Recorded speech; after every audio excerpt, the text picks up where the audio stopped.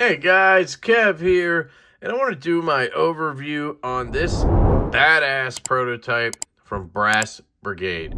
So Jason Grant over there is an awesome dude, a great human being, and I was lucky enough to be sent this by him to check out. So this, first off, I want to say will be sent to Stasa23's channel after this, so keep an eye out for Stasa's review or whatever he's going to do, testing on it.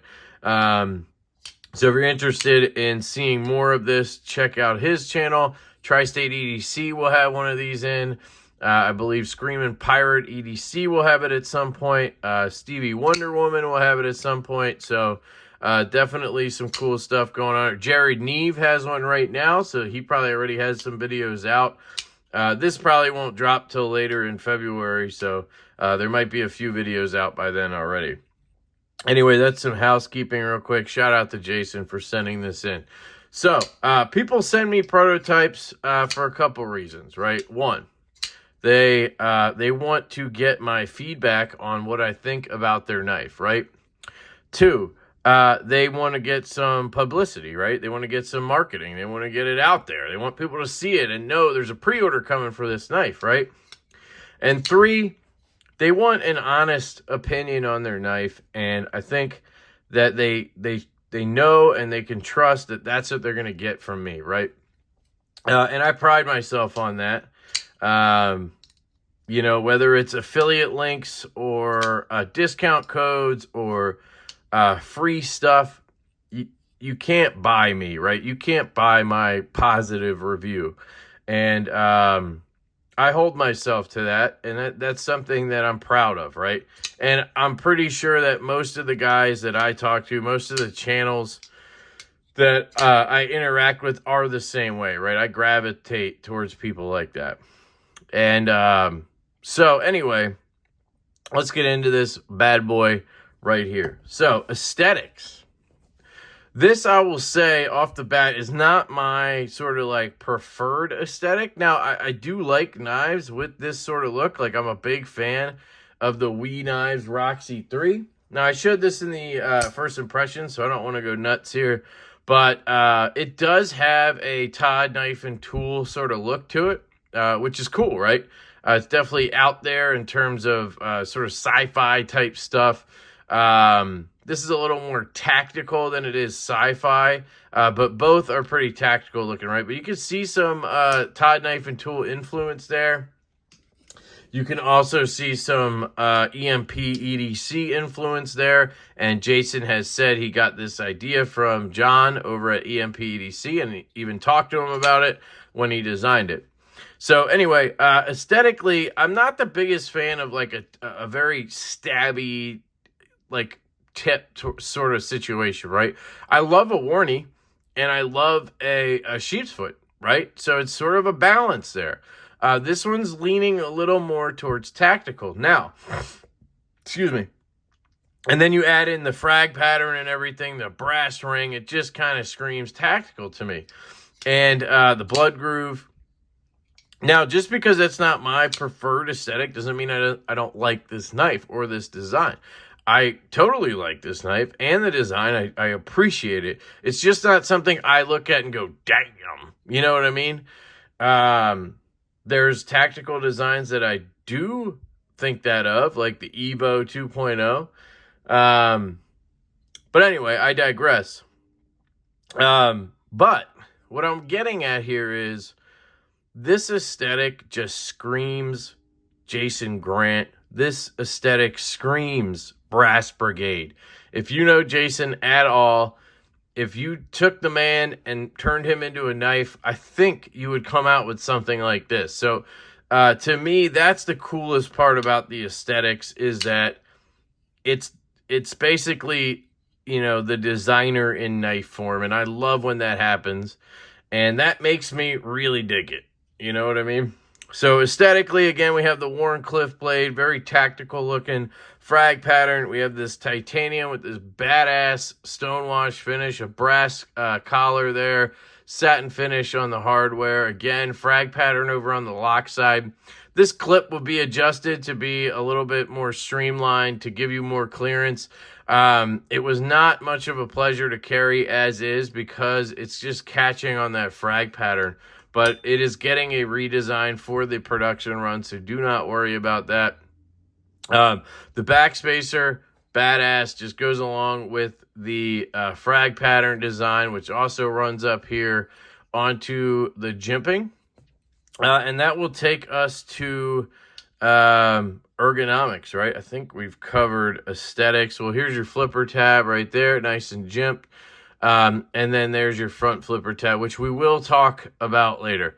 So ergos, you have this grip back here, which the more I've held it, the more comfortable it gets. And this is the same thing that happened with the Nymble, the Roxy 3. It's just something you adjust to on knives. Like, you can't just pick up a knife one time and be like, oh my God, that's terrible. Right? And I'm probably known for doing that at first, but that's why I do multiple videos on a knife, because I need to spend time with it. I can't take it out of the box, hold it one time and say, oh, this is shit, right? When I first picked this up and put this in my hand like this, I didn't quite understand the ergonomics. I thought it felt a little bit like, I don't know, loose back here. Like I wasn't getting a great grip, but the more I've adjusted to how to hold it, the more comfortable it got. And instead of cramming all my fingers up into here, what I've been doing is kind of spreading them out and letting my pinky come down onto this sort of diagonal right here, right? So I'm just getting a very comfortable grip in this back grip, leaving plenty of space. And that's what this back grip is for, reach, right? But now, let's say I want to do some precision stuff. I climb up into this choil. It is phenomenal. The ergonomics up in this choil, again, reminiscent of knives like the Nymble, the Thick Boy, the Roxy 3, where you just have that little bit of space right here, and you just adjust to it. It's just something you get used to. You kind of pull back on this. And yeah, I really love the ergos on this. Very comfortable. Now, if you're going to be getting into gas station fights Friday night, gas station fights with this sucker, man, you're going to be tearing up dudes, right? You might not even need to put your Slurpee down. You could just hold that bitch in your other hand and go to work with this thing. So, you can hold it back here like this. You got a little bit of a point, but you kind of curve around that and get pretty good ergos on this thing like that. If you wanted to do this, that's weird. I would never do that. But if you want to go nuts now, you can hold it like this in this whatever grip, reverse draw cut grip, and you could do them pullback slashes. You could be like a raptor, baby. I got a raptor claw right now. What's that? What's that? You want my Slurpee, bro? You ain't getting my Slurpee, bro. What's that? You know what I'm saying? All right, I'm done. Sorry. Anyway, the reverse grips and all that shit are pretty good on this guy. But anyway, this choke up grip is where it's at, okay? The jimping, yeah, I don't love the jimping. I love it visually, but like in hand ergonomically, it doesn't really do it for me. It's not really aggressive, but then when you pull back on it, you kind of just like pop through these and it kind of tears you up a little bit. I don't know. It's not my favorite jimping. It seems like more of an aesthetic thing than anything, which is fine. But I probably prefer it to be like spaced out a little less, maybe. I don't know. That's just my thoughts on that in terms of ergonomics. But otherwise, I think it's a very comfortable knife, and I enjoyed holding it in the forward sort of choked up grip. And I got used to this grip as well. All right, so cutting. All right, gonna be honest, did not do much in this department. I've had it for like 3 or 4 days, and I want to get it to the next guy. But the edge is just phenomenal on here. It's got a nice hollow grind. They did a great job on that in terms of thinness. And I think that was super important considering how low this grind is, right? The grind starts about halfway up the blade, and it's not a super tall blade to begin with, so you need a nice thin hollow grind. And if you look at the stock, it's not uberly thick, but it's not thin either. I'd say it's probably like 0.13, something like that. So it needed to be thin on this hollow grind, and Bestech nailed that. Now, I can't speak to whether stuff would get caught up in that fuller. I just don't know, right? I don't have anything here to grab and cut, but man, the edge that's on here is absolutely phenomenal. The little bit of cutting I did was excellent. Now, you guys know me. I'm big on the shipping labels, right? That's kind of like my knife testing, right? Everybody else does the 10,000 feet of cardboard test. Nah, bro. I just grab some shipping labels and I go, zip, zip, zip, zip, zip, right? This thing was a beast when it came to shipping labels. I mean, the pinch grip for me works really well. Yes, I kind of wish I was a little bit closer to that tip up here, but I got good precision, good control, and I got good power behind that. So I could go, 4, 5 labels deep, no problem, with very light pressure. That tip, I mean, that's a piercer, guys. This thing is ready to pierce. Now, it's not the most durable tip. It's not going to, go through thick material very well. But it's a little bit reinforced there by the edge and everything. I think it would do pretty well. But I think if you went into something really strong, that tip might snap off. Now, you shouldn't be doing stuff like that with your knife anyway. But I'm just saying. But for my purposes, this blade is excellent. This grind is excellent. Bestech nailed it on that hollow grind. I love a good hollow grind. Again, can't speak to the fuller and the hole, how that would perform when it comes to cutting, but stay tuned for Stas's review, and you can always go back and watch Jared's review where I'm sure they talked about both those things. Carry. So, this is tough. It took a little bit of work to get it in pocket the way this clip is, right?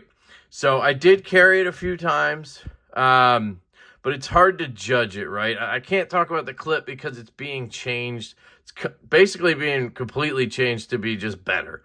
So that's a good thing, right? So I don't think we need to worry about it. Other than that, the weight is actually pretty good. I thought it was a little bit heavy at first, but now that I've handled it a bit, I think it's just because I'm used to, and I was carrying smaller knives when I got it, because there is milling internally all around. Like, there's no issue there. I mean, it is milled out on both sides extensively. And then you don't really have a super tall or thick blade, so it's not any heavier than a knife this size should be. So that's fine. And in terms of carry profile, I think it's really good. It's not super tall like a lot of knives with holes like this. I mean, the hole doesn't even go past the frame here. It's not thick. It's a nice thin stock.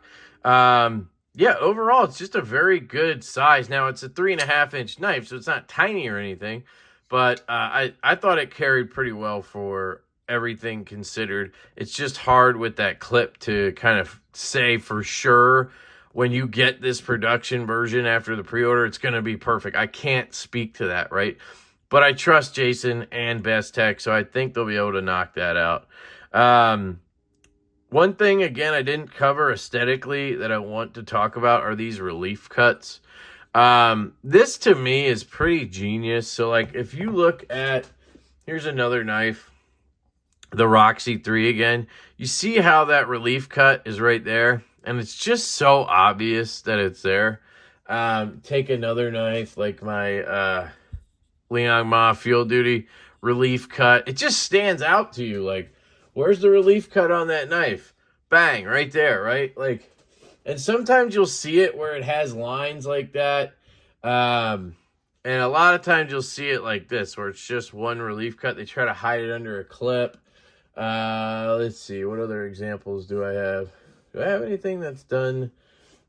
Well, anyway, you get the point, right? On this, it just blends in with that frag pattern. Like, you almost just don't even notice it has a relief cut. The biggest thing you see is that hole, right? So I just think it's designed really well with that in mind, and it hides that very well, and it kind of makes the lock side another show side, so to speak. It's not super ugly with the frame lock that happens a lot of times. Let's talk about sounds, right?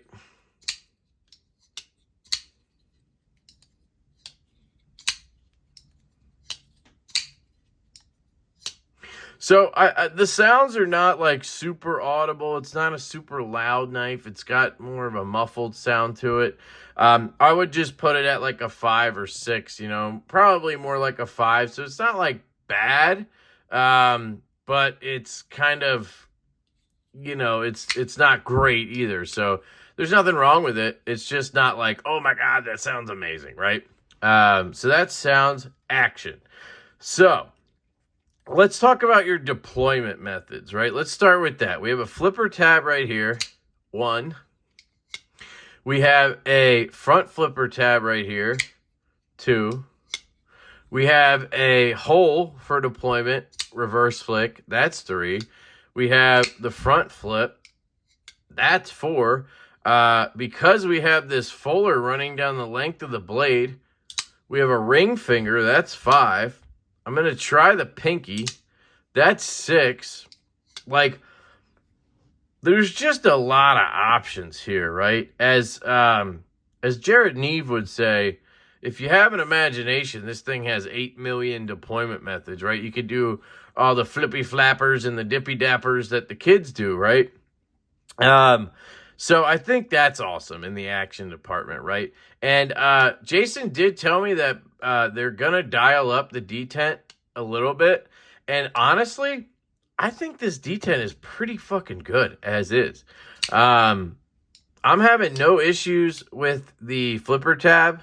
Like, yeah, I can fail it if I do that, but I light switch it and it flies out, right? It has never failed on me, like, when in action, so to speak.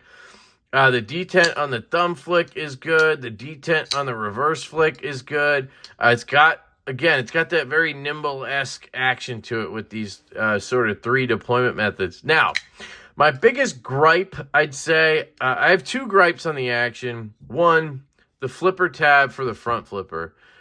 You could see that he matched it to the jimping, right? Which I can tell is important to him aesthetically, right? But if you're going to have a front flipper like this, you got to have that shorter jimping, right? You got to have that more. Again, going to pull out the Roxy 3. You see how the jimping changes?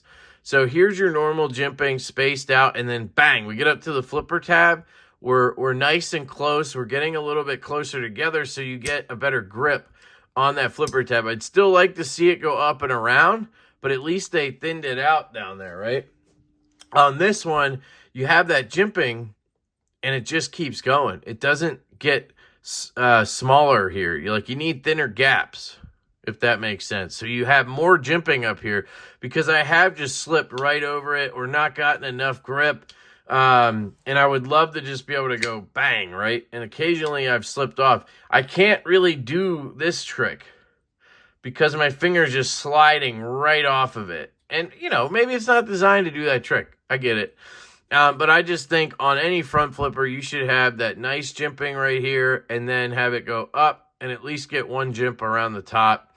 And, you know, just start it like right here, whatever. Like start it after this one, bing, bing, bing, bing. I think, yeah, you might take a little hit visually, but it's in the long run with the action, you're just going to have a better experience.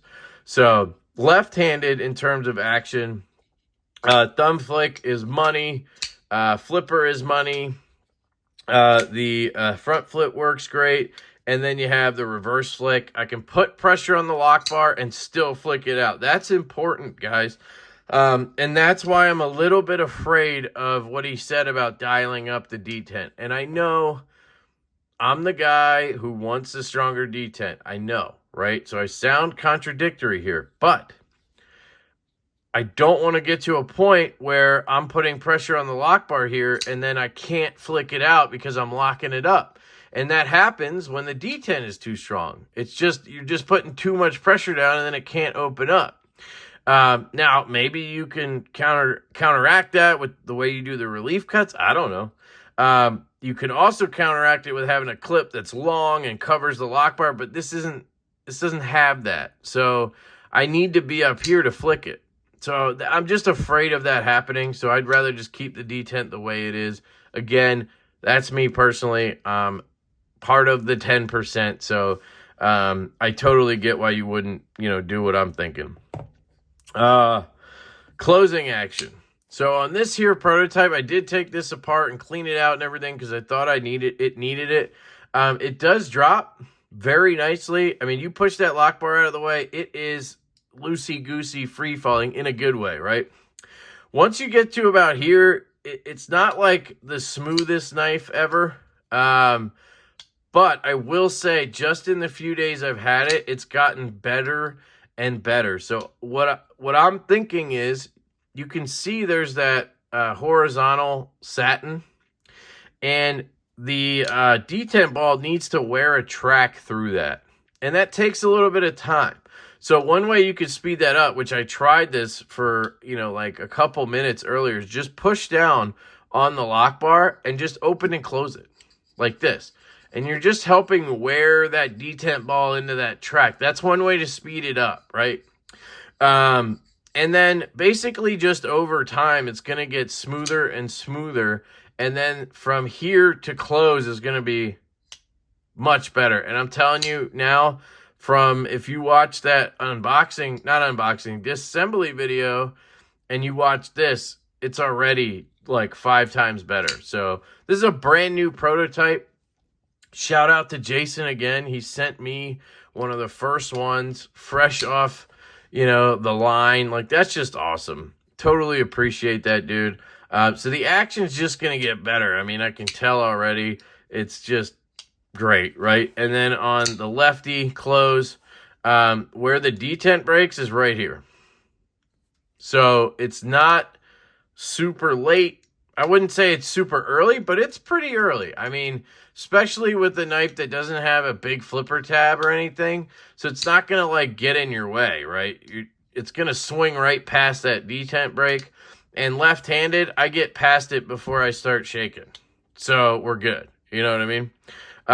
So overall, guys, I really like this knife. I like this prototype. I've enjoyed my short amount of time with it. I can't wait to get a production version of this. I'll definitely be picking one up.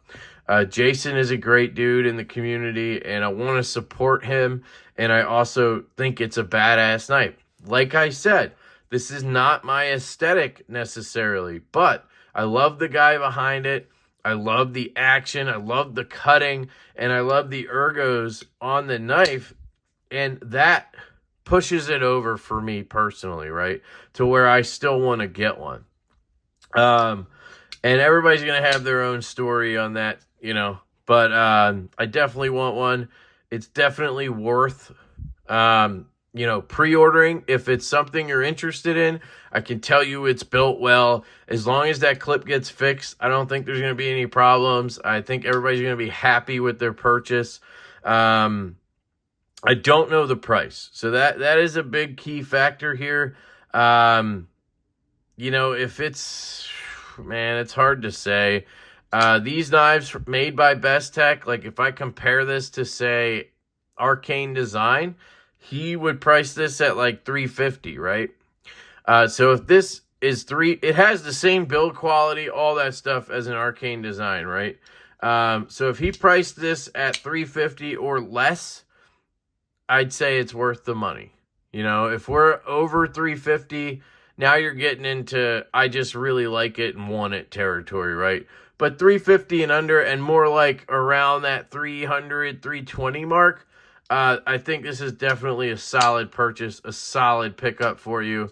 And I certainly wouldn't fret over the $350 number if that's where it ends up. You got to remember, the OEM's got to get paid, and he's got to make some money off this so he can do more projects, and so he can actually fund the packaging and all the cool stuff that goes with it, as well as shipping it to you and all that stuff. So keep that in mind. As somebody who's trying to put a knife out there himself, along with my partner Colin, I can tell you there's a lot of costs that you just don't think about when you get into it. You're just thinking, I can get the knife and then I'll add some and then I'll sell the knife, right? No, you got to do a lot of different things. You got to have extras. You got to have extra hardware. You got to have packaging. You got to ship the knife. You got to have, there's overhead involved. You know what I mean? So just keep that in mind. If the price is in that $350 range, that's why. He's not trying to rip you off or anything. And again, I don't even know the price. It could be way less. I have no idea. I'm just telling you what I see it as worth. And that 350 mark is where I'm at with it. So anyway, that's it, guys. Let me know what you think in the comments. Are you going to get one of these? I'll make sure this is up before the pre-order. So if my timeline, which is usually about 2 weeks after I record, is too long, I'll make sure I move it up for them. So this will be out before the pre-order. So will you be getting one? What do you think? Let me know in the comments. Is this too badass for you? Because that would be probably the only thing that I could see holding somebody back on this one, is it's just too badass for you. Like, you know, you can't handle this knife. And I get it, man. It's almost there for me. It's almost too badass for me.